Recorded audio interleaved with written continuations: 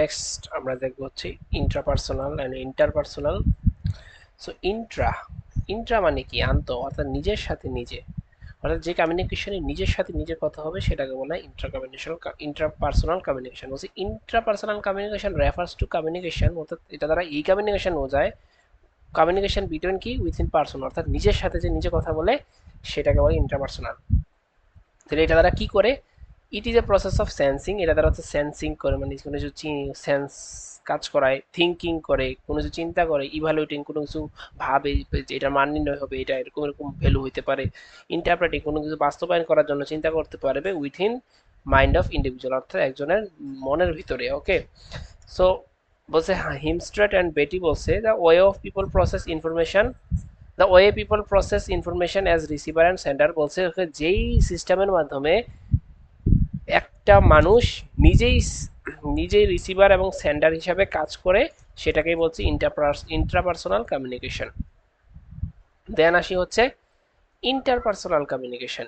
Interpersonal মানে কি? যখন ইন্টার মানে কি?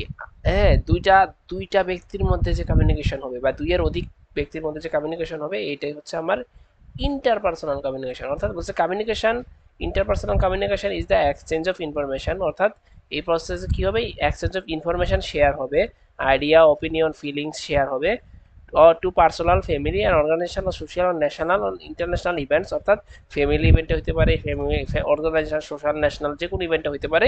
কাদের মধ্যে? Between two person and who located in the same place, যারা একই জায়গায় থেকে দুজনের মধ্যে যখন এটা হবে তখন সেটাকে বলে ইন্ট্রাপার্সোনাল কমিউনিকেশন। এখন দুইটা পার্থক্য তো আসবে অবশ্যই। তো প্রথমে ডেফিনেশন দিয়ে দিব, দুইটা ডেফিনেশন দিলেই হচ্ছে একটা পার্থক্য হয়ে যাবে। নাম্বার হচ্ছে ডেফিনেশন, তারপর মিনিং। এটা দ্বারা কি হয়? যখন নিজের সাথে নিজে বলে হয় a person communicate with himself, নিজের সাথে নিজে হয় ইন্টারপার্সোনাল। যখন ইনফরমেশন এক্সচেঞ্জ হয় দুজনের মধ্যে তখন সেটাকে বলে ইন্টারপার্সোনাল। এবার নেচার কি?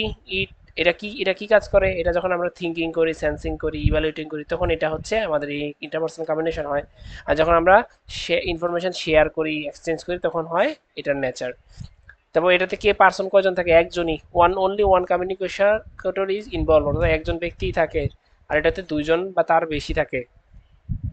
তারপর হচ্ছে নিজের সাথে নিজে করতে কোনো মাধ্যমের প্রয়োজন হয়? কোনো মাধ্যমের লাগে না, বাট এটাতে মাধ্যম লাগে, হ্যাঁ, যে কোনো মাধ্যম লাগে। তারপর হচ্ছে ইনফরমেশন, আমি নিজের সাথে নিজে কথা বলি, নিজে চিন্তা করলে ইনফরমেশন বাইরে লিক হওয়ার সুযোগ আছে, এটাই বলছি information does not beyond persons mind, মানুষের মনের বাইরে যায় না কিন্তু এটাতে যায়। তারপরে কি? নিজের সাথে নিজে কথা বলে দেখা যায়? দেখা যায় না, ইনভিজিবল, হোয়াট, এটা দেখা যায়। তারপর আরো অনেক কথা হতে পারে, যেমন নয়েজ। নয়েজ হওয়ার সময়, নয়েজ আমরা বুঝাইছি যে কি, যখন কথা বলবো আমি একটা তথ্য দিলাম, সেই তথ্যটা আরেকজনের কাছে যাইতে যাইতে সেটা আম থেকে জাম হয়ে গেছে, তো এটা হচ্ছে নয়েজ। তো ইন্ট্রাপার্সোনাল নয়েজ হওয়ার সুযোগ নেই, কারণ নিজের সাথে নিজে, বাট এটাতে নয়েজ হওয়ার সুযোগ আছে। ওকে, তারপর আরো অনেকগুলো বানাই দেওয়া যায়। তারপর এই, এটা একটা নিজের সাথে নিজে করতে সময় কম লাগে কিন্তু এটাতে সময় বেশি লাগে। এটাতে ফিডব্যাকের দরকার পড়ে না, কারণ নিজের সাথে নিজে আবার কিসের ফিডব্যাক, ওটাতে ফিডব্যাকের হচ্ছে এই দরকার পড়ে।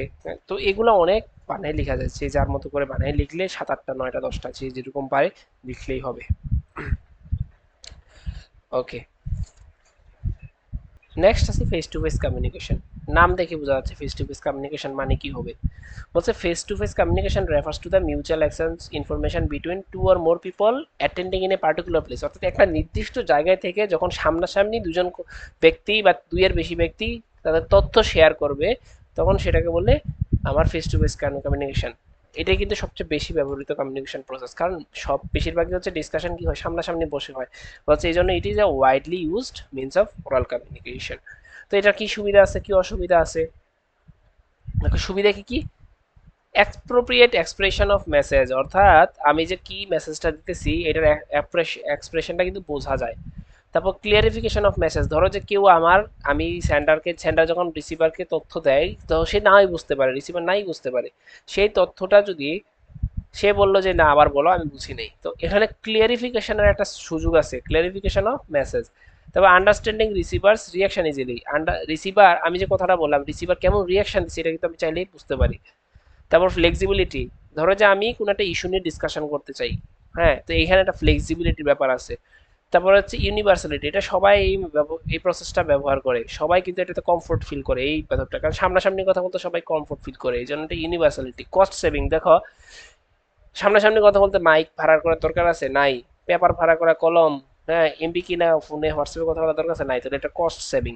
তারপর যারা সামনাসামনি কথা বললে দুজনের মধ্যে একটা রিলেশন বিল্ড হতে পারে, positive relation, negative relation build হতে পারে। এটা, তাহলে এটার অসুবিধা কি কি?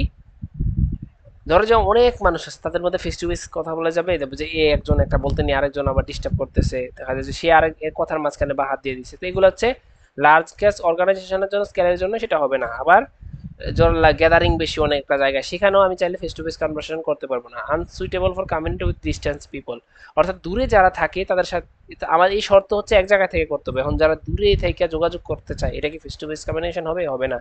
ইনএফেক্টিভ হয় লিসেনার, ইনএক্টিভ। ধরো যে আমি যার সাথে কথা বলতেছি সে আমার কথা গুরুত্ব দিতেছে না, শুনতেছে না, তাহলে লিসেনার যদি ইনএক্টিভ থাকে তাহলে কি এটা ইফেক্টিভ কোনো মাধ্যমেও হবে না।